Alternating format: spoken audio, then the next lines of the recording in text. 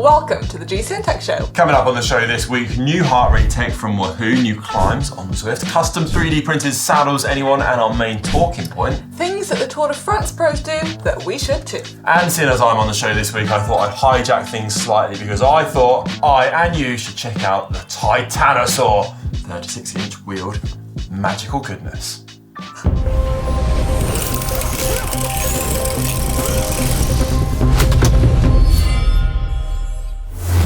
Okay, let's start this week's show with our main talking point, and it is things that the Tour de France pros do that we should too. And before we get started, it's fair to say that the pros probably do a lot of things that we shouldn't copy, but there are a few things that we have listed that we can do. Yeah, for sure. And it's not a case of just like doing it word for word. I think it's maybe just like seeing what other riders or athletes at the top of the sport are doing and maybe applying it to our own riding and see how we can improve too. Definitely. But to start us off, I think a big kind of focus of this year's Tour de France is heat management. Yes. Conditions are so hot in France in the summer when this race is on that it plays such a key role in the race and deciding kind of real big tactics actually as the race unfolds. So one area that you can kind of look to improve here is using a body temperature sensor. Which is really new tech at the moment, isn't it? Well, the last few years, I feel like riders have been kind of trialling them and secretly using them, and now more and more pros, so teams are coming out, you know, openly saying they're using them for performance benefits. And in very basic terms, is essentially using a piece of tech, which is really non-invasive. You're putting it on your heart rate straps, a little device that clips in, and you're using that alongside other metrics like heart rate data, power data, or your kind of ride metrics, and seeing how you respond to hot conditions and how you can kind of change things or look to change your training to, at the end of the day, perform better in the heat. Yeah, and I think a lot of riders, well, everybody kind of has different adaptations of how they perform in heat, and kind of going hand in hand with this is kind of taking, you know, your electrolytes and things like that. I think that's an important one that really does make a big difference to performance. I know you've done a lot of work with precision fuel and hydration, you know, I've learned a whole heap about how to ride better in the heat. Just from looking at my nutrition. So this is another area where I think if you are someone that struggles in hot conditions, riding your bike as fast as possible, you can really learn quite a lot. It's quite new tech, but I think as like things progress and we all learn how to use it better, then I think it's really going to help us all. Yeah, it will. Next up, wider tyres. It is a trend I think that is continuing to grow. Riders opting for wider width tyres rather than the really narrow ones which we're kind of used to seeing in pro cycling. We often go for wider tyres. We when do. we're presenting here at GCN. I always do, mainly for comfort reasons, but that's not the only reason to go for wider tyres, is it, Manon? Better rolling resistance. It's also a lot more comfortable, and it is faster. It is, and also bikes are being more and more optimised for wider width tyres now, so it's not a question, whereas before it'd be kind of like if you went for a wider tyre you'd be losing out aerodynamically, but that's not really the case anymore with how optimised frames are. So yeah, and it is one of the easiest, cheapest upgrades you can make I feel like it is a bang for your buck kind of upgrade. It doesn't cost much, and you know, we need to replace our tyres every now and again anyway, so you may as well try out some wider tyres and see how they feel, because the pros are using them, so they have to be good, right? Yeah, plus the Tour de France pros are trying to ride as fast as possible with really everything on the line. Most of the time we're not really doing the same thing. We're trying to ride fast, but we're also trying to enjoy our rides too. So actually you go even wider than what the pros use, I think, and it will really benefit you. Yeah. Right, next up, wax chain. Now, Alex and Ollie aren't here, so this would have probably been top of the list if they were here, but we're going to put it in anyway because we'll probably get told off if we don't. Yeah, we've kind of had to begrudgingly add it and admit they are right. Yeah. Especially in the summer months, I think, because we are talking Tour de France here, hot conditions, very, very dry. For me personally, in such conditions, I'd always go for a wax chain now. It's worked for me. I'd understand if it hasn't worked for you, but yeah, for me, there's less maintenance. The drivetrain runs super smooth, let's be honest. Components wear out. They don't wear out as quick, which is all kind of big plus points for me. Yeah. There's a bit more faff involved, Yeah, though. there is. You have to, you know, buy a few extra products, and it can be a little bit more expensive, and it can take a bit more time, but just think about it in the long run. It might save you money because components haven't worn out on your bike because, you know, you haven't got all that dirt and grime in them that would normally wear them out. Yeah, so I think for me, Tour de France pros are definitely doing it. Yeah. I would in the hot summer months. I think it's and I mean, if Alex and Ollie bang on about it all the time, it has to be quite good. wax that chain. Right, next up now, custom insoles and shoes. I think pretty much every pro is getting some sort of combination of this done before a big race or before the season even starts. It's something I definitely did when I was racing. Yeah, same. I had full custom insoles made, and for me personally, I think it's actually one of the biggest game changers you can make. It feels like you're wearing slippers on your bike. You don't think it's going to make that much of a difference. You know, you're quite used to your normal insoles, but then when you have the custom ones, they are good. Yeah, and when I stopped racing, I actually just decided not to use them again. I just went to just normal setup, and then I found a pair back in my workshop. So I put them back in my shoes just to see, and oh my gosh, makes such a difference. I'd totally forgotten. I'd really underestimated it. So for me, it is one you really should try and do. Yeah. For me, like an example, I've got really high arches. So I'm not actually using custom insoles, I'm using just an insole support, so it just kind of matches my foot and my arch. I tell you what, the power transfer is insane, because it's just like straight away you have that support, whereas before it would like be my foot would be like collapsing in. It's probably quite uncomfortable when you're riding, long distances. It makes a big difference to comfort. Yeah. So that for me is one aspect of a bike fit I'd definitely copy. And talking about bike fit. Bike fit.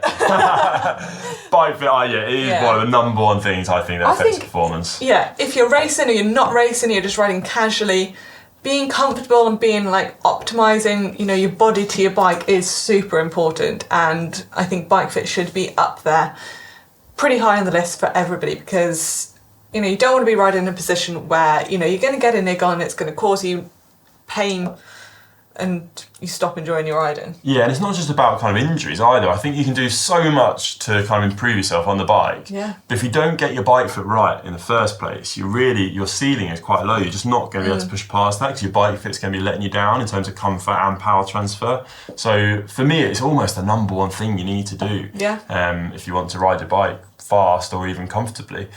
So pros would do this at the start of the season, normally in the autumn. Yeah. So anyone in the Tour de France now, they'd have got this sorted back in the autumn. They'd have maybe looked and reassessed as things go on, because your muscles do change, your flexibility changes. So you might reassess again at like a quieter time in the season, which is something that I recommend to you too. You want to kind of sort this before any big goals, get used to it, see how it works, and then you can kind of build your training up towards whatever you're targeting if you do have a goal. Because depending on how much you ride your bike, I remember I used to be so fussy, like even just the smallest tweak on my bike, a few millimetres of a saddle height, I could feel it.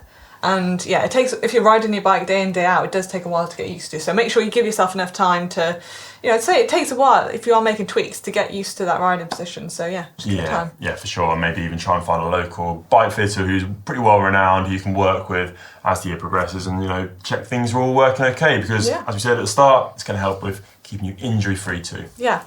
So that's our list. Have you got anything else to add? Anything else that's popped to mind, or?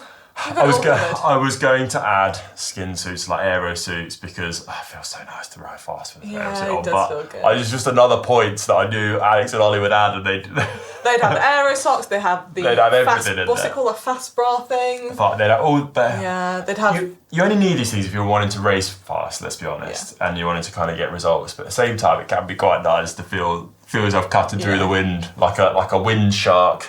Don't know if that's such a thing, but it's quite a nice feeling. I've never heard of a wind shark before, but... So we could add that to this. But let us know down in the comment section below if you've heard of a wind shark, or if there's anything else in the Tour de France which you think maybe us riders back out in the lanes should be copying too. It's now time for hot and spicy tech, and Conor, we're kicking things off with some Dinosaurus Rex thing. Yeah, so something, bear with me, something a bit different on the tech show this week. So Australian bike brand Curve are known for some insanely cool looking bikes, mainly titanium. But something else piqued my fancy, and seeing as they're passing through GCN HQ, I thought I'd take a look and bring you with me. I guess I'll stay here then. See you in a bit, Conor. Right, so I'm joined by Jimmy and Gus from Curve, and they've brought with them the Titanosaur. 36-inch wheels on this bad boy. It's pretty incredible in real life. I love 36-inch wheel bikes, and this is pretty special. It's one of the first I've seen with it's a proper setup, carbon rims, titanium frame. I gave it a little spin earlier, and it feels pretty cool. But tell me a bit more about it, Gus. Where did this bike come from? Why are you trying to bring it to the kind of the mass market in a way? Well, this idea started from our adventures crossing the outback in Australia, where we have loads of gravel roads that are really corrugated, and when you ride all day, you're just getting shaken, riding a 29er or a 700C rim. So during all those miles, when you're getting beaten like that, you sort of start to think, and we had these ideas to, what if we could eliminate a lot of that banging and clattering that you get all day, and using that bigger tyre platform. And the idea was to only touch the tops of the corrugations. And so we had this idea, and we talked about it and theorised it, and Jimmy, our head engineer here, did a lot of work on the geometry, because we wanted to build a bike to still handle and react as a good gravel bike should, but in that bigger platform. So yeah, there's a few differences to some other 36s that you see out there. And that was really the idea behind the bike. And then we went and did a lot of riding and testing on it in real life, and it turned out to ride really, really nicely. But then we heard about the 200 centimetre club, and we learned about all these giants who are struggling to find the bike that is suitable for them, that's long enough, stable enough, and strong enough to handle the power that they put out. And these were guys that were struggling to go bikepacking and gravel riding and adventuring with their mates, just because it's so hard for them to find the bike that fits. So that's how it came to be, and it's been a long process of designing it and putting it together. But yeah, here we are in the UK, showing it off to people, and getting some cool reactions. Well, I'm like already a massive convert to bigger wheels, coming from someone who's 6'8" tall, and I know how it rolls so well over the rougher ground. Like the El Alto bike which we built, it was always let down by the fact that the wheels were quite heavy. You guys have managed to get carbon rims on this, and it feels like it's so next level. How did you manage to get 36-inch wheel rims in carbon? So yeah, we work a lot with carbon. That's like how Curve started, carbon wheels, and we found a manufacturer that are willing to work with us to just get something done, and we trialed them out, and here we are. So they're very similar to our normal 29er rim dirt hoops, but just sized up. Nice one, boy. It's so cool to see in real life. So big thanks for bringing it by GCN HQ and showing us. I think I might just take it for a little spin again now. Can't resist, but yeah, mega stuff. Cheers, guys. Cheers. Right, I will try and come back. I can't guarantee it. Well, that was pretty cool. It is that cool. Was cool. That is proper cool. That was cool. I love the name. It gets me so excited. I mean, those wheels are insane. It felt so different to an Alto. It was like an Alto, but like on steroids. Next level. Next level. That's cool. I do love El Alto. Don't get me wrong, I do love El Alto. But yeah, just in case you're watching El Alto. And don't forget, that's actually on a crowdfunding to try and get this over the line and see if they can kind of make this for anyone to buy, which I think is really cool for the big riders out there. Something a bit different. Oh, the smaller riders even as well. Yeah, exactly. So yeah, any side of riding, we love it. We've got more hot tech coming in. Coming in hot. We have a brand new heart rate monitor strap from Wahoo, haven't we, Conor? Yeah, so this is kind of the latest iteration of Wahoo's heart rate strap. It's got a claimed 100-hour battery life. They've done away with a coin cell battery that's within the strap, so this is now fully rechargeable. Wahoo says more reliable than ever. It's AMP Plus connectivity, Bluetooth connectivity. You can actually pair it with multiple devices at once. I think it's up to three. Up to three devices, which is pretty cool. Strap's totally redesigned too for a bit more comfort. So I'm getting quite back into my riding these days and trying to up my fitness. Heart rate so important in that. So for me, this is going to be a useful bit of kit. It will. So last week we saw the new Zwift ride being launched, and we did a few videos on that as well if you want to go check them out. But they have also had a few more announcements over on the platform, and they have the Grade, which is an expansion of Watopia, and it is essentially a 3.5 kilometre climb, which averages 8.6%. 8.6%. Yeah, so but the interesting thing about this climb and how it's been added, so basically Zwift say they've kind of cross-referenced 700,000 FTP tests. That's a lot of FTP tests. Imagine doing that many. There are a lot of data on their hands there, and basically what they've done is they've found a way of using this data to work out your FTP after an effort on the grade. So basically all you have to do is ride up the grade as hard as you can, and at the end of it, they'll have a fairly accurate idea of what your FTP is and tell you what it is. So you could either do an FTP test or you could just ride up a 3.5 kilometre climb. Yeah, in your ride on Zwift. So it's just pretty handy. Just ride through Watopia. So cool. I think personally I would say like a long format FTP test is going to be more accurate slightly. But if you're crunched for time or if you don't want to go through the full process of that sort of or if you just want a rough idea. Yeah, then this is pretty cool actually. That's very cool. I like that. Nice. Next up in hot tech, Visma-Lease A Bike have changed their kits for the tour. I love how teams do this, and they always seem to save their best design for the special occasion. So they changed the jersey, more of a kind of blue design. It's really different, isn't it? It is a lot. I like it. Yeah, me too. You know what else? They've changed their bikes too. So the bike designs changed. I thought it was quite funny though how Intermarché sent me a little message on social medias saying that they copied their bike. Really? Oh, shots fired. Does look very similar when you put them next to each other. So I don't know where they got the inspiration from. I'm sure it was just a happy coincidence. But bit of fun. But hopefully we'll see a few more kind of jerseys and bikes released, within this week build up to the tour. Yeah, I'm going to try and bring you them yeah, all it'll be really exciting. Yeah. Next up though, custom 3D printed saddles. Yes. This is quite cool. So Fizik have launched this kind of like custom 3D printed process where you can kind of go, you get proper mapping done of your position on the bike and the saddle, and you can get the saddle really like custom made to you. Yeah. And you say that, and you'd probably think it's pretty expensive, maybe, edging towards £1,000 for the mapping, the saddle being made, but it comes in at a price of €499, $499, or no, €499 or $599, which, for a saddle that could solve a lot of problems. Yeah, and I'm always hearing from people who do have quite a lot of problems down there, saddle region, and if that solves it for you, and it is it's probably worth the money. I know, it is a lot more than a normal saddle, but if you think about, this saddle could make your riding interesting development, I think, in the saddle world. But that is about all we have time for, I think. It is, in hot tech this week, quite a lot there actually. It was, I guess it's now time for comments of the week. Ooh, do you want to do a jingle? Do a jingle? I don't know if I want to do a jingle, Manon. No jingle? No jingle. I won't force you because I'm looking for a bike. It's lightweight. Aero.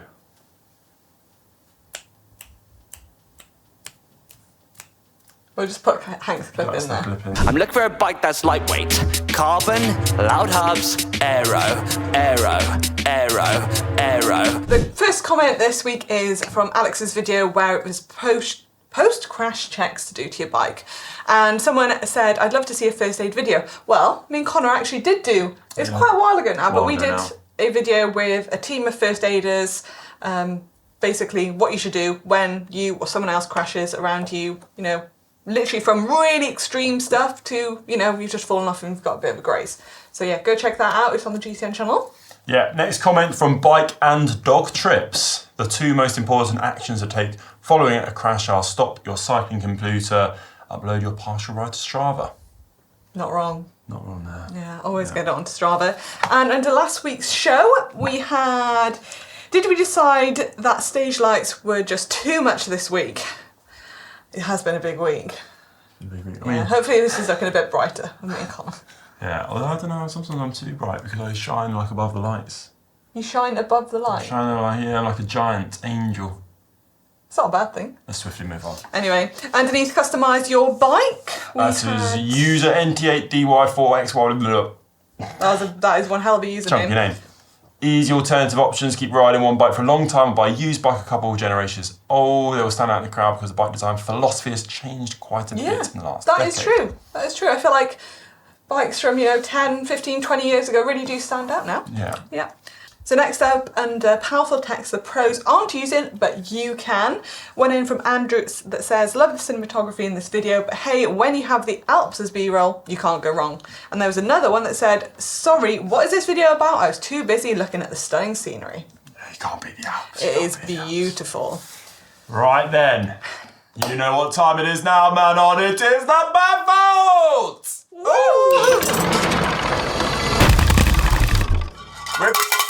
Bring out the bell.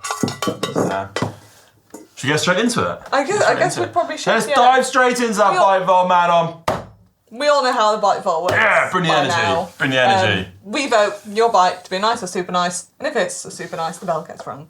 So, Connor, what have we got up first? So, first up, this is from Dobak Petty, Merida Speeder with road handlebars. I finally did this rebuild, changed the handlebar, Merida Speeder from flat to road. This is my commuter bike, so it has fenders, but it's now faster and more versatile than ever. Shimano 105 derailleurs, I take with shifters and brakes. Vision Trimax 30 wheel set, Vittoria Rubino Pro 28mm tyres. This is my best bike ever, and I've got to say, that looks absolutely stunning. It does look stunning. Absolutely stunning, and there's not much wrong with it, really. That white bar tape is looking pretty crisp as well. I do worry about white bar tape. But it doesn't look that nice when it gets grubby. the mud guards are on it. Yeah, I like the mud guards being just put straight on that They do bike. look neat. We're not in Biggie Smalls, though. What are you saying to that, Connor? I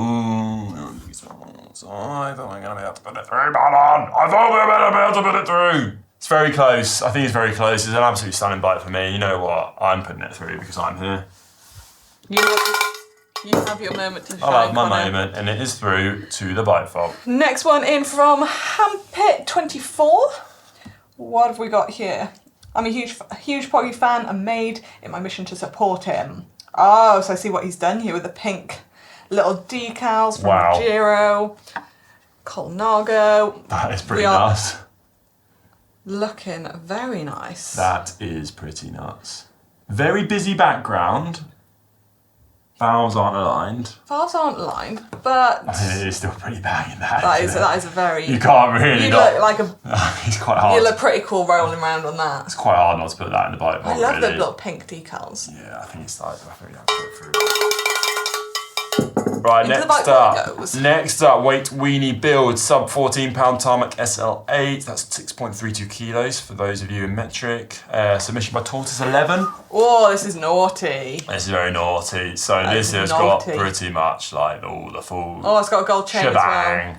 So Duro's drivetrain, carbon TI rotors. It's got a gold chain as well. Gold chain. It's got a gold chain. Goldy looking It's got a chain. gold chain. Pretty- Connor, it's got a gold. Oh, sorry, man. I was just looking at the bike. I think you leave me hanging there. I'm just like really excited about the gold chain. Do you not remember what we do here at the GCN I forgot about the Tech gold bike chain. vault? Oh, jeepers. Okay, I haven't seen a gold chain in ages. we've got tan sidewalls as well, which are very cool. Princeton wheel set. That is But then we're not on Biggie Smalls. it's mad. Maybe in Biggie Smalls Right isn't at cool the end. anymore. Right at the end, it's let down, but Are the valves aligned? Where the valves? that is yeah, a the valves. banging. Oh. That's a banging bike, but we can't put too many through. We can't sneak too many. No, we can't sneak them through. We'll get in trouble. Get that B Smalls into action. Right, Franz Bullmail with the next one. Manon, take it away. Oh, we have a Cannondale CAD 4 team replica frame in 36 centimetres from 2003. Oh, this is cool. 63 centimetres as well as my size, Manon. Got Campag Super Record 11-speed group set. 6.8 kilos it weighs. 6.8 kilos. That is nice. That is nice for a big bike like that. It just goes to show. Rim brakes. Gosh, there's quite a lot of very, very nice bikes. That wheel set's nearly 20 years old now. Like, you can't go wrong with that, can you? I like this a lot. That is very, very Is it bad nice. if we super nice another one? No, this is super nice in. I don't care. 60% of Do your you bike do? now. I've never seen one. Never seen one on a tech show before. It goes straight through. Straight through like a cannonball. Exactly, Connor. The blue line is next from Hoonidoo. 2022 SWX Diverge gravel bike. Let's This see is a bit of you as well. This is a bit of me. Look at these bags on there. That's a good old bag setup. I love this frame. That is a lovely looking frame. Who makes the bags? Let's see what the bags are. I'm going to... Classic. I should go straight to see what the bags are. It's not what the bike vault is, but Yeah, I know. We need to have bag vaults. That's what I think. bag vault. I do like the bike though. It's like got kind of like camo style almost, isn't it? Like patterned. I think it's patterned. Very look. I think bags make a bike look better. I'm sorry. Really? I think they make a gravel bike. No, they do. especially look better. They look good when they're neat and like that. It looks good, but sometimes they can be a little bit messy, and you can have bits hanging off. No, it always looks better. So I'm putting this through. I've been very naughty. Very, very naughty. One more, is it, Manon? Oh my god, I think this is the last one. This one's going through as well. Oh gosh. We put them all through, have we? No, we put one. One we didn't put through. No, I think we put them all through. Okay. I think we did put them all through. Right, this is a gosh. Ritchie Road Logic 56 centimetres. I mean, look at it. Banging. Look at those Spinergy wheels. Spinergies straight on that thing. Where have you got all this energy from, Conor? You're in a mad one. I think it was a Titanosaur, it gave me energy. The Spinergies look sick. That's a super nice from me as well. Yeah, that's super nice set. Woo! Just don't put your fingers in them. Careful when you get in those bottles. Any spokes, actually. One finger less. Well, Conor, we've made it to the end of the GCN Tech show. Hopefully Alex and Ollie have watched this and they've been okay with the amount of bikes we've supernised and everything else that we have done. But let us know in the comment section below what you thought of the show, what you thought of our main talking point, if there's anything that we missed, and what you thought of Conor's Titanosaurus Rex bike. Yeah, give it a thumbs up just for the Titanosaur, please, if you do. Thanks everyone for watching. We'll see you on the next video. Hopefully.